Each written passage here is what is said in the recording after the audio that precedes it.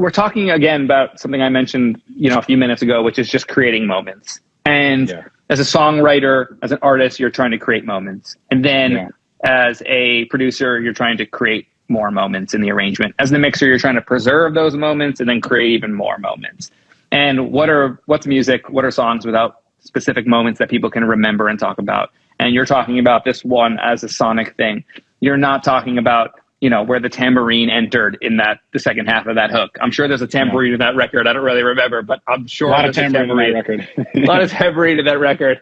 And, that's not what the fans are going to be talking about, but they are going to talk about that lift and that energy. They're going to feel that without knowing why they're feeling it. Our job is to make those moments happen so other people can not talk about it and just dance.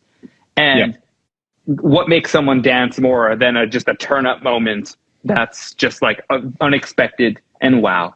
And how do you do that when everything is the same volume throughout a song? I just don't understand it. It's counterintuitive. Mixing these days linearly is very counterintuitive to how records were made in the time we're talking. So for us in our mid to late 30s, we're not old by any means, but we've experienced the transition into this in our adulthood with our adult ears. So we know another way.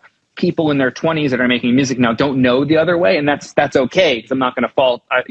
They're gonna be the future of a lot of sound songwriting and all these things. So I'm not trying to hate on it, but I'm saying this: we know this, so we should talk about it. And we should emphasize that there was another way besides linear loud mixes created with limiters on. So we come back to this theme a lot, and it's just really important to me, and I'm sure it is to you, to express that there are more than one way to make something. There's always more than one way to make anything.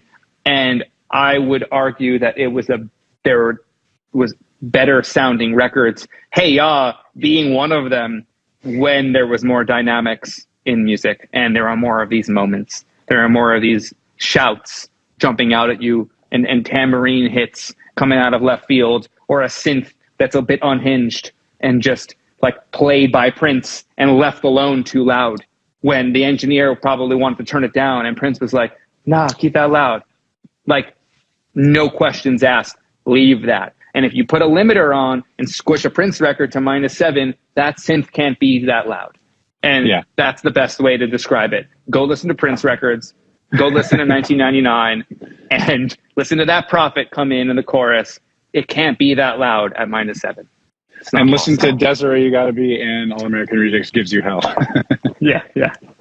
All amazingly dynamic records. Thanks for watching. Just a reminder, all of this content is free. There's no secret knowledge here. There's no Patreon. We don't read ads. We don't have sponsors. We're just trying to build a knowledge base. All that we ask in return is that you share it with somebody. Thanks so much.